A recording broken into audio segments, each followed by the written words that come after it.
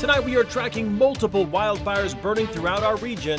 We'll have the latest on evacuation orders and containment levels. And we spoke with an 18-year-old from Ephrata who's been racing cars her whole life. Tonight we'll talk to her about how she is hoping to make it big. Her story coming up. We're keeping track of our fire weather conditions as we head into the weekend as more red flag warnings go into effect for central Washington.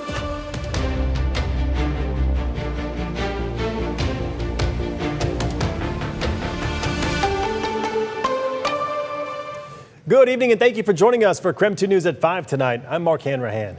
Tonight we are tracking multiple fires around the inland northwest. This fire on your screen right here is burning north of Worley, Idaho. Right now there are no evacuations in that area. There were about an hour ago, but they've since been lifted. And we are waiting to hear back from the Idaho Department of Lands for more information on this fire and potentially another one burning in the region. So more to come hopefully on this. In the meantime, let's get right outside. The meteorologist Cody Proctor. She is joining us live in the Outdoor Weather Center. Cody, let's talk about the weather right now because no red flag warning today, but some of those conditions remain, like the dry conditions, and it's slightly breezy as well.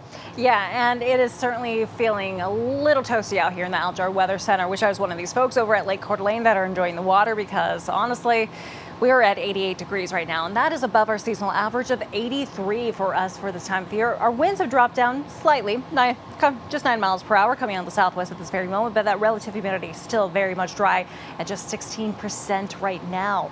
Around our region, Moses Lake has reached up into the low 90s at this very moment. We're currently at 88 in Sandpoint.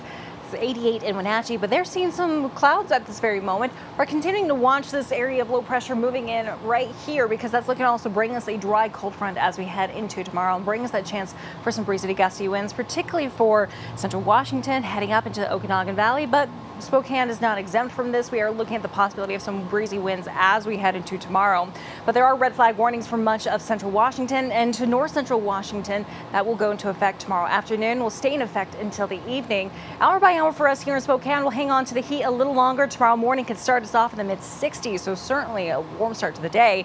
We're looking at a high about 86 degrees tomorrow with sunny skies. Those breezy winds could stay in those 80s for the weekend. But as for when we could next hit 90s, you can find out in our full forecast coming up later. Talk to you then, Cody. Thank you very much. Well, a brand new fire broke out in Cooney County within the last hour. Take a look at this map. Level 3 go now evacuations were in place but have been lifted. They were in effect for Worley north of Sunup Bay Road up to the area of Vogel Road east of Highway 95. No word yet officially on how big this fire is, but once again, those evacuation levels, those level 3 ones, those have been lifted at this time. Well, after burning for nearly 24 hours, the B&O fire in Okanogan County has grown to a little more than 2,900 acres. Initially, level 3 go now evacuations were in place. They've since been downgraded, though, to level 2. And tonight we have also learned that officials have confirmed this fire was human caused, but it remains under investigation. KREM 2's Christian Garza has been following fire officials' progress.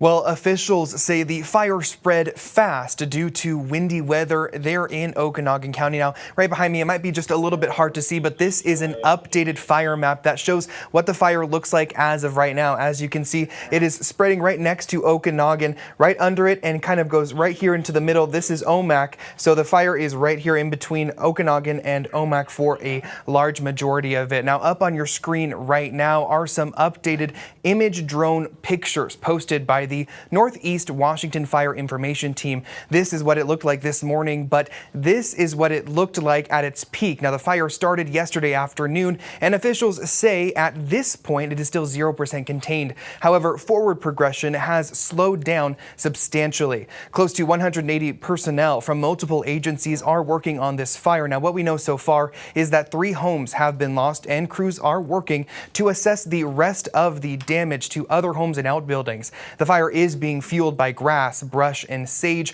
throughout the area, with it spreading to light timber and steep rocky terrain overnight, making it difficult for hand crews to get in. Now, Angel Tomeko, the spokesperson for Northeast Washington Interagency Management Team 2, says although there isn't a containment percentage right now, that doesn't mean that crews don't have control over the fire. Fire behavior has dropped significantly from yesterday. Yesterday, you could see a very strong column rising into the air, and this morning there was just some low-lying smoke as things had mitigated overnight. So as we move through today and crews are out kind of strengthening and connecting those pieces, we can probably anticipate containment to grow over the coming days. Tomeko says there are still multiple road closures throughout the area. She urges the community to still stay out of the area unless they live in the affected area to help make it easier for crews to fight the flames. Again, the cause of the fire has been determined to be human caused and is currently still being investigated at this time. In the newsroom, Christian Garza, KREM 2 News.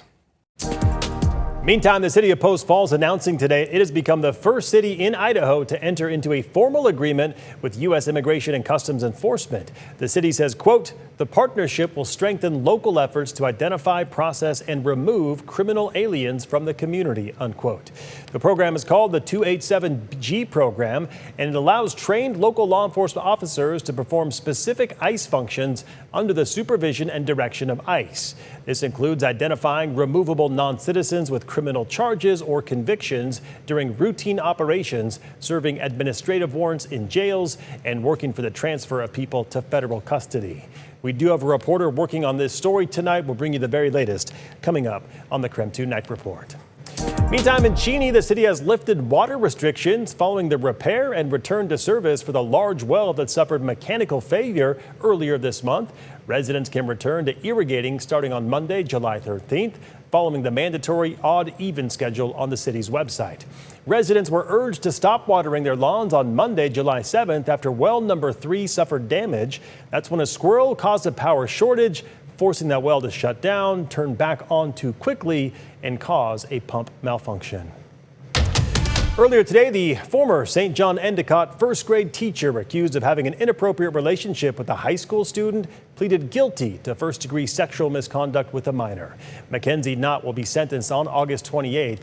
The prosecutor's office says Knott faces 6 to 12 months in prison under Washington State's adult sentencing guidelines. She'll have to register as a sex offender for 10 years, and a 5-year sexual assault protection order is in place for the student she had a relationship with. According to court records, Knott's husband is the one who reported his wife had a sexual relationship with a 16-year-old student. Well, despite days of trading strikes, President Trump says that he agreed to continue peace negotiations with Iran. After the break, we'll bring you the very latest details regarding those peace talks.